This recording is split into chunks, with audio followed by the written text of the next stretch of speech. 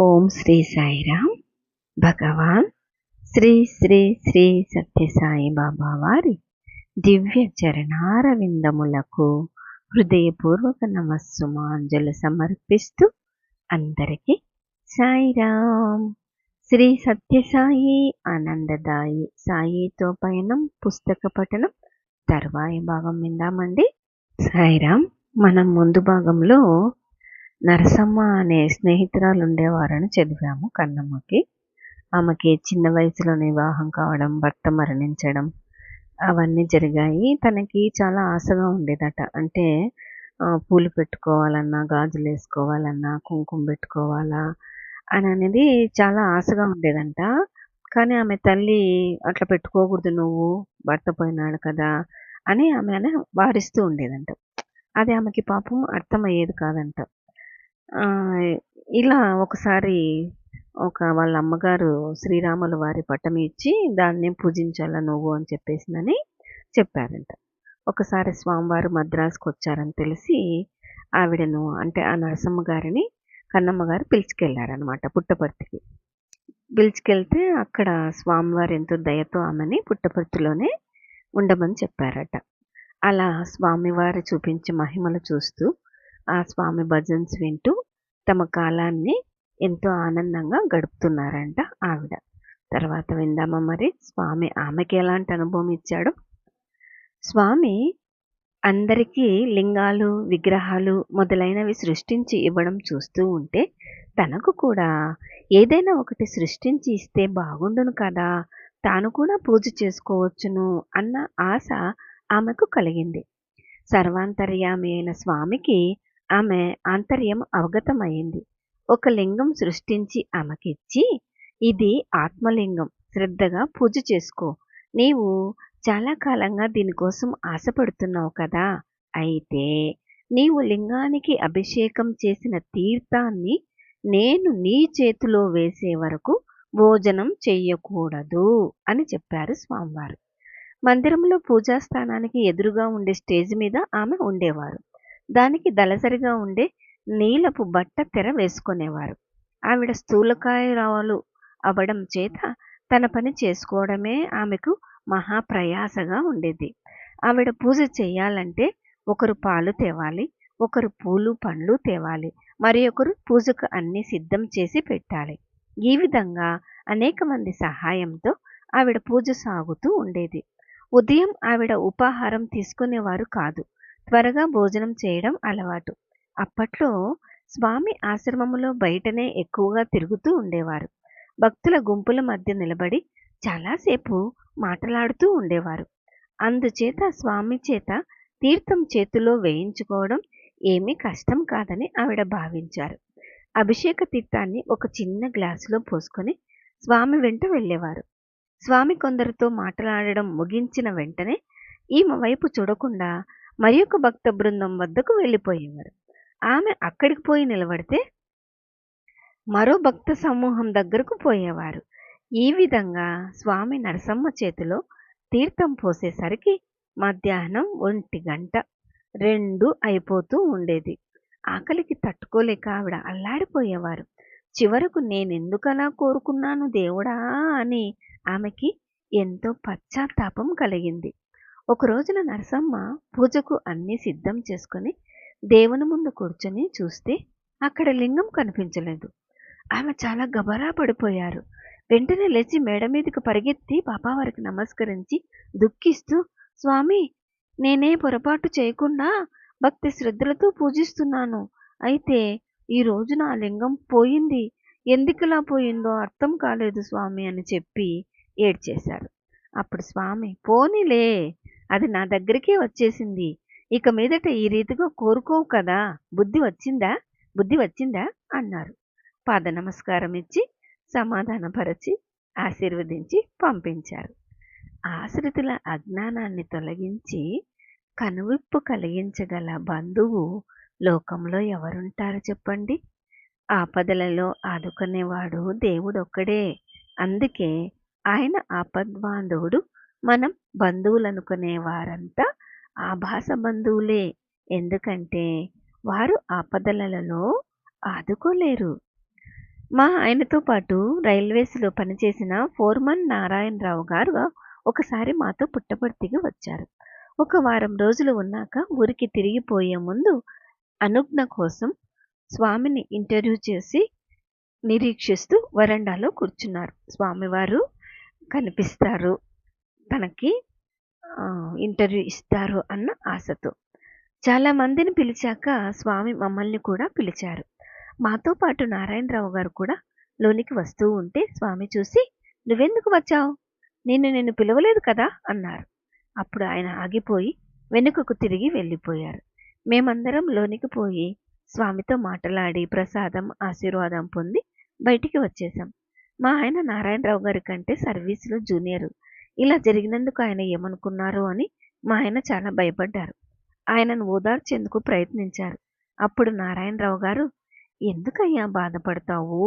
నా కర్మ ఇంకా తీరలేదు. అందుచేత వారు నన్ను లోపలికి పిలవలేదు. అంతే. నీవేమీ చింతించవద్దు" అంటూ ఆయనే మా ఆయన్ను ఓదార్చారు. మరునాడు ఊరికి వెళ్ళిపోయే ముందు స్వామికి నమస్కారం చేసేందుకు అందరం వెళ్ళాం. నారాయణరావు గారు కూడా మా వెంట వస్తున్నారు. మెట్లెక్కి వస్తున్న వారిని స్వామి ఆపి, "నిన్ను నేను పిలవలేదు కదా! మళ్ళీ ఎందుకు వచ్చావు?" అన్నారు. అప్పుడు వారు వెనుదిరిగి వెళ్ళిపోయారు. మేము కలవరపడ్డాం. నమస్కారం చేసుకుని వచ్చాక అందరం ఊరికి పోయాం. అలా జరిగినందుకు ఆయన ఏమాత్రం నొచ్చుకోలేదు. అది మాకు ఆశ్చర్యం కలిగించింది. నా కర్మ ఇంకా సమసిపోలేదు. అందుచేత వారు నాతో మాట్లాడలేదు. గురువుల కార్యవిధానాలను మనం తెలుసుకోలేము అన్నారు. వారు మాధ్వబ్రాహ్మణులు. భార్యాభర్తలిద్దరూ గొప్ప దైవభక్తులు. పూజలు, వ్రతాలు, ఉపవాసాలు మొదలైనవన్నీ చాలా శ్రద్ధగా చేసేవారు. అటువంటి వారికి ఇలా అయినందుకు మేము చాలా నొచ్చుకున్నాం. నారాయణరావు గారికి 3 ఆడపిల్లలు, 1 కొడుకు. బిడ్డలకి దేవునిపైన నమ్మకం లేదు. 1 సంవత్సరం పోయాక ఆయన మాతో పాటు మళ్ళీ పుట్టపర్తి వచ్చారు. అప్పుడు వాళ్ళ పెద్దమ్మాయిని కూడా తీసుకొని వచ్చారు. ఆయన పట్టుదలకు మాకు ఆశ్చర్యం వేసింది. పుట్టపర్తిలో కొన్ని రోజులున్నాక ఇంటర్వ్యూ కోసం నిరీక్షిస్తూ మేమంతా వరండాలో కూర్చున్నాం. మాతో పాటు నారాయణరావు గారు, వారి కుమార్తె కూడా కూర్చున్నారు. స్వామి గదిలో నుండి వెలుపలికి వస్తూనే, "నారాయణరావు రా" అని పిలిచారు. అప్పుడు తండ్రి కూతురు లేచి ఇంటర్వ్యూ గదిలోనికి వెళ్ళారు. తర్వాత వారు మాతో అంతా చెప్పారు. "క్రిందటిసారి నిన్ను ఎందుకు పిలవలేదో తెలుసా? నీవు ఈ బిడ్డని ఇక్కడికి తీసుకొని రావాలని నా సంకల్పం" అన్నారట. వారి కుటుంబ సమస్యలను గూర్చి మాట్లాడి పరిహారం చెప్పి ప్రసాదం సృష్టించి ఇచ్చి ఆశీర్వదించి పంపించారట. వారు ఎంతో సంతోషపడ్డారు. అది చూసి మాకు చాలా సంతోషం కలిగింది. మొదట తనను పేరు పెట్టి పిలవడం, తర్వాత తమ కుటుంబ సమస్యలను గూర్చి చెప్పడం ఆయనకు ఆశ్చర్యాన్ని కలిగించింది. పుట్టపర్తి వాస్తవులైన సావిత్రమ్మ గారు నా స్నేహితురాలు. ఆవిడ మనఃక్లేశంతో చాలా బాధపడేవారు. అందుచేత చాలా కాలంగా రాత్రి నిద్ర పట్టేది కాదు. ఆవిడ అన్నగారు ఒకసారి పుట్టపర్తి రావడం సంభవించింది. స్వామి ఆయనను ఇంటర్వ్యూకి పిలిచారు. అప్పుడు సావిత్రమ్మ గారు కూడా అన్నగారి వెంట వెళ్ళారు. "స్వామి, ఈమె రాత్రులందు నిద్ర పట్టక బాధపడుచున్నది. ఇందువల్ల ఆరోగ్యం చెడిపోతుంది కదా! ఈ వ్యాధిని మీరే నివారించాలి స్వామి" అని ఆయన ప్రార్థించారు. ఆపద్బాంధవులైన స్వామి ఆవిడకు ఎదురుగా నిలబడి, "అమ్మాయి, నేటి నుండి నీవు బాగా నిద్రపోవాలి" అన్నారు. ఆనాటి నుండియే ఆమెకు నిద్ర పట్టని రోగం పోయింది. రాత్రిళ్ళు సుఖంగా నిద్రపోయేవారు. మా అమ్మకు పుట్టపర్తిలో జనార్దనమ్మ అనే స్నేహితురాలు ఒకరు ఉండేవారు. వారు బాపట్ల వారు. వారికి 3 మగపిల్లలు. చివరివానికి ఒక దయ్యం పట్టుకుంది. అతడు ఇంటిలోని వారందరికీ చాలా కష్టం కలిగించేవాడు. అతనిని ఒకసారి తల్లిదండ్రులు పుట్టపర్తి తీసుకుని వచ్చారు. 3 నెలలున్నారు. వారిని గురించి మీరెందుకు బాధపడతారు? ఆ సమస్యను నాకు వదిలిపెట్టండి అని స్వామి చెప్పారట. పిల్లవాని తండ్రి ఓర్పు వహించకుండా అసంతృప్తి చెంది భార్య వారిస్తున్నా వినకుండా ఊరికి ప్రయాణమయ్యాడు. 3 వెళ్ళిపోయారు. ఆ పిల్లవానితో చాలా కాలం బాధ అనుభవించారు. జనార్దనమ్మ గారు మాత్రం అప్పుడప్పుడు పుట్టపర్తికి వచ్చి కొన్ని రోజులుండి స్వామి దర్శనం చేసుకుని వెళుతూ ఉండేవారు. అట్లే ఆవిడ ఒకసారి పుట్టపర్తిలో ఉన్నప్పుడు ఆ పిల్లవానికి అక్కడ టైఫాయిడ్ జ్వరం వచ్చింది. ఆసుపత్రిలో చేర్పించారు. బాగు కాలేదు. అతడింక బ్రతకడని తెలిసాక పుట్టపర్తిలో ఉన్న తల్లికి టెలిగ్రామ్ ఇచ్చారు. ఆమె దానిని తీసుకుని పోయి స్వామికి చూపించారు. వానికి ఏమీ కాదు, బాగవుతుంది, నువ్వు పోవద్దు అన్నారు స్వామి. ఆ మరునాడే పిల్లవాడు చచ్చిపోయాడని మరొక టెలిగ్రామ్ వచ్చింది. అది చూసి ఆమె స్వామి వద్దకు పరిగెత్తుకుని వెళ్ళి, మీ మాట నమ్మి నేను ఊరికి పోకుండా ఉండిపోయాను. ఇప్పుడు చూడండి, కొడుకు చచ్చిపోయాడని టెలిగ్రామ్ వచ్చింది. చివరి సమయంలో కూడా నేను వానిని చూడకుండా అయిపోయింది కదా అని చెప్పి ఎలుగెత్తి ఏడ్చారు. చాలాసేపు అలా ఏడ్చాక, ఏడవడమంతా ముగిసిందా అని అడిగి స్వామి తమ చూపుడు వేలుతో ఆమె మెడను తాకారు.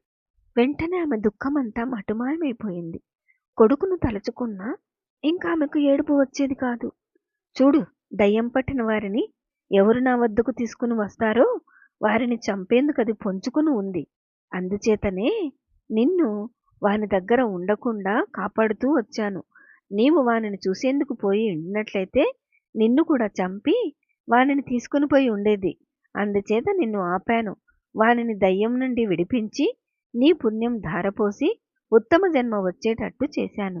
దయ్యాన్ని విడిపించకపోతే అది ఆ జీవిని జన్మజన్మలకు అనుసరించిపోతుంది. అందుచేత ఆ విధంగా చేశాను.